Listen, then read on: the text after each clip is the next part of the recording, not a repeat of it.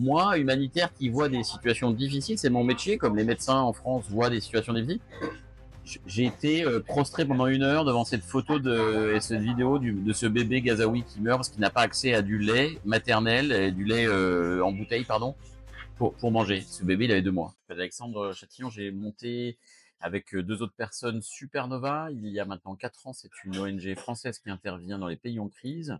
Notre métier, c'est d'aller aider les jeunes dans les endroits où c'est le plus difficile d'aller les aider, où ils font face à des conditions de vie très difficiles. On intervient en Libye, au Yémen, en Syrie, au Soudan et aujourd'hui à Mayotte, avec le postulat que si on donne un travail à des jeunes dans les pays en crise, ils vont plutôt rejoindre une vie où ils sont contributeurs de la paix plutôt que déstabilisateurs de la paix en allant rejoindre par exemple des milices sans avoir de travail. Donc ça c'est le cœur de notre métier. Puis on a diversifié nos activités au fur et à mesure du temps.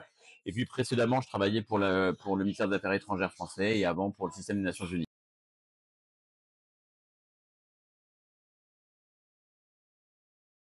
Je suis allé 2 fois à Gaza l'année dernière. Depuis maintenant 3 mois, les autorités israéliennes ne souhaitent plus que Supernova rentre dans la bande de Gaza pour continuer nos activités. Alors on a la chance de pouvoir continuer parce qu'on a une équipe sur place qui nous permet de permettre à 1000 enfants par jour d'aller à l'école et de soutenir à travers des activités de soutien psychologique plus de 1000 femmes par jour dans les camps. Donc on continue à le faire, mais dans des conditions extrêmement difficiles. Je vais donner un exemple très parlant. C'est-à-dire que moi, dans mon métier, je vais dans des endroits difficiles, et c'est sûrement le territoire le plus affreux, la situation la plus affreuse qu'on puisse imaginer au monde. Faut se rendre compte qu'on a, dans tous les conflits, la possibilité de quitter mal. On quitte les siens, c'est un déchirement, quitte sa maison, et on peut en général souvent fuir. À Gaza, les Gazaouis ne peuvent pas fuir puisque les autorités israéliennes, aidées par la communauté internationale, empêchent les Gazaouis de fuir. Et donc, dans un espace tout petit, on bombarde des gens qui ne peuvent pas s'en aller. Et ça fait 2 ans qu'ils vivent là-dedans. Alors, il faut absolument bien faire le distinguo entre la population gazaoui et le Hamas. Hein. Moi, je fais la différence. Le Hamas ne peut pas être défendu, ne doit pas être défendu, les otages doivent être rendus, les otages israéliens vivent dans des conditions horribles, tout comme 2 millions de personnes. Je vais prendre un exemple très concret pour illustrer ceux qui nous écoutent ou qui nous lisent. La semaine dernière, on m'a envoyé la vidéo d'un enfant qui mourait de faim, un bébé de 2 mois qui est mort de faim. J'ai pas partagé les photos sur mes réseaux. J'en ai fait un post pour dire à quel point la situation est à une dimension, une gravité qu'on n'imagine pas du tout. Cette vidéo, moi qui suis papa, mais qui suis avant tout un être humain, m'a totalement retourné. C'est pas pour l'image que je dis ça, c'est parce que moi, humanitaire qui voit des situations difficiles, c'est mon métier, comme les médecins en France voient des situations difficiles. J'ai été prostré pendant 1 heure devant cette photo et cette vidéo de ce bébé gazaoui qui meurt parce qu'il n'a pas accès à du lait maternel, et du lait en bouteille, pardon, pour manger. Ce bébé, il avait 2 mois. C'est ça la situation aujourd'hui à Gaza. C'est quand on veut aller chercher de l'eau, à manger, on se fait tirer dessus parce que il y a des mouvements de foule. On n'a pas d'argent et on ne peut pas acheter à manger parce que ce n'est pas disponible dans la bande de Gaza pour ses enfants. Et donc on voit ses proches mourir sous les bombes, sous les assassinats ou de faim. C'est ça à Gaza la situation aujourd'hui.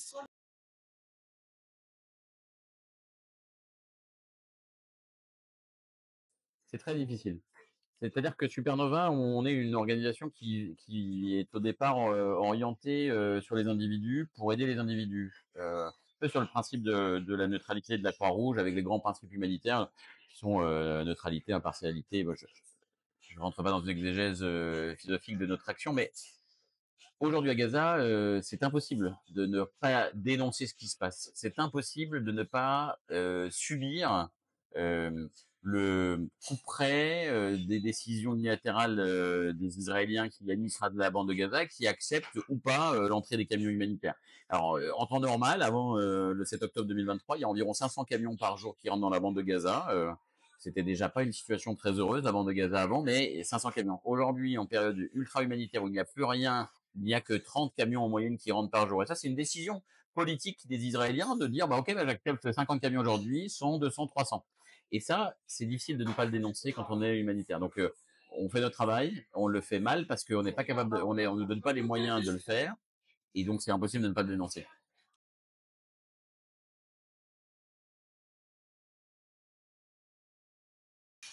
La violation du droit international humanitaire, c'est tous les jours. Hein. C'est bombarder des gens qui sont des civils, c'est empêcher l'aide humanitaire d'entrer, c'est empêcher la santé d'être délivrée. Donc c'est tous les jours. Il y a plein d'organisations qui travaillent sur la documentation de ces cas, mais il suffit de suivre l'actualité pour s'en rendre compte. Euh, la décision de lever cette stratégie, israélienne, elle est dans le bureau ovale aujourd'hui. Tant que Donald Trump continue de soutenir Netanyahou les yeux fermés pour des raisons diverses et variées, que ce soit des raisons économiques parce qu'ils vendent une partie de leur aide, de leurs appareils militaires, que ce soit pour de la réelle politique parce qu'une partie de l'électorat de Trump est pro Netanyahou, quelle que soit la raison, une grande partie de la raison, elle est dans le bureau ovale.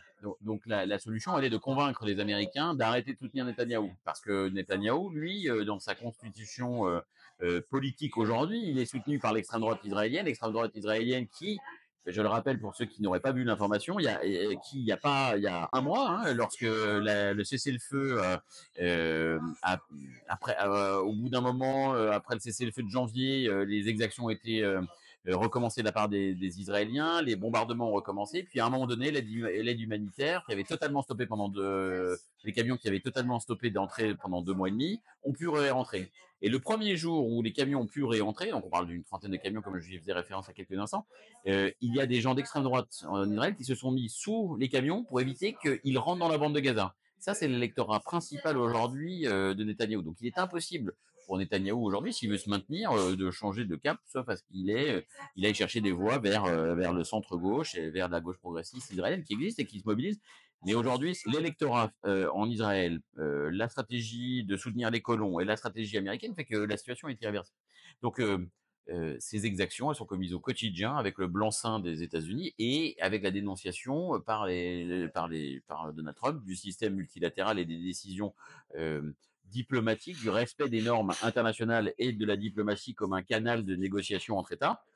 Tous ces systèmes s'est éclaté depuis l'élection de Donald Trump, que ce soit à travers le retrait du soutien financier aux Nations Unies de la part de Donald Trump, que ce soit à travers les actions unilatérales. On l'a bien vu sur l'attaque en Iran, avec absolument aucune concertation, tous les vétos qui sont mis au sein du système du Conseil de sécurité. Enfin, les Nations Unies ne respectent plus les grandes règles qui font des relations internationales, des relations diplomatiques. Et à partir de ce moment-là, tout est permis. Et tout est permis à Gaza, on le voit bien tous les jours.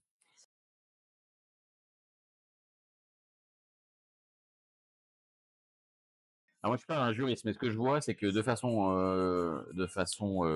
très concrète, aujourd'hui, la CPI, et notamment très tôt dans le conflit, avait été mobilisée par l'Afrique du Sud pour intervenir, pour limiter les exactions, condamner Netanyahou. Et ça ne change rien. Ça ne change rien parce que, encore une fois, ça ne tient pas tant de la CPI ni des individus qui constituent l'administration des Nations Unies, mais ça tient du fait que les États qui sont volontaires, c'est comme dans un mariage, c'est une suggestion volontaire, c'est-à-dire que les États ont dit je suis d'accord, j'ai signé un traité, c'est ratifié par mes représentants du peuple, et je me soumets à la volonté collective d'une CPI, de l'OMC et des systèmes des Nations Unies. Si les États-Unis décident unilatéralement de ne pas respecter ces règles-là, personne ne peut leur imposer. Aujourd'hui, on est dans le monopole de la violence légitime dans le monde effectuée par les Américains, qui n'ont cure du système des relations internationales et du système du droit international. Aujourd'hui, on se parle en juin 2025, rien ne se passera pour que ces institutions puissent mettre en, en marche leurs décisions. Mais dans 10 ans, j'espère que tout ce beau monde qui est responsable du décès de milliers de personnes dans le monde seront traduits, et le temps de la justice est souvent bien plus long que le temps réel des événements, et j'espère que dans 10 ans, la CPI aura le plaisir de mettre Netanyahou derrière les barreaux.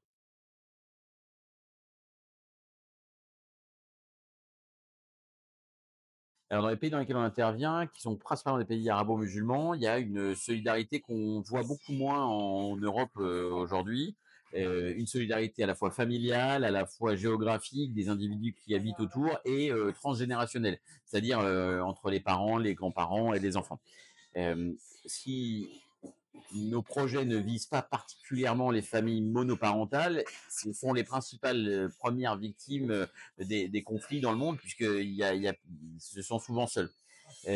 Donc nous, on intervient de façon globale sur la société. Et là, sur Gaza, un exemple intéressant, c'est qu'on fait du soutien psychologique auprès des femmes de façon générale, et on fait beaucoup de sensibilisation aux violences faites contre les femmes dans les camps, puisque la promiscuité, le conflit, les tensions font souvent émerger des comportements très violents à l'intérieur des camps, et on espère à travers notre travail de pouvoir réduire ces tensions et d'alléger les souffrances des femmes de façon générale et évidemment des familles monoparentales.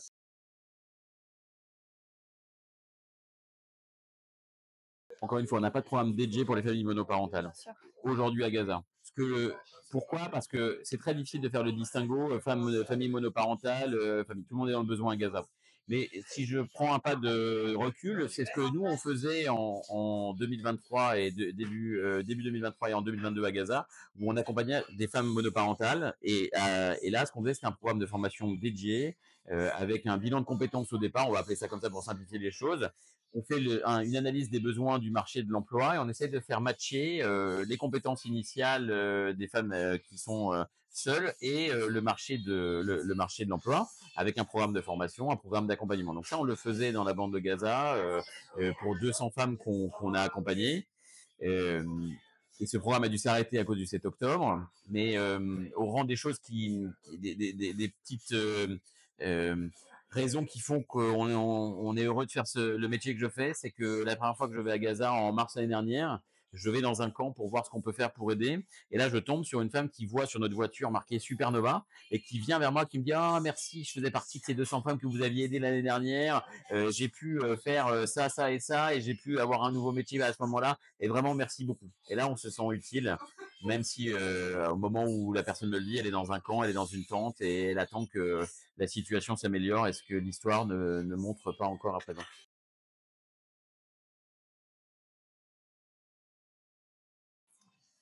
Incomparable.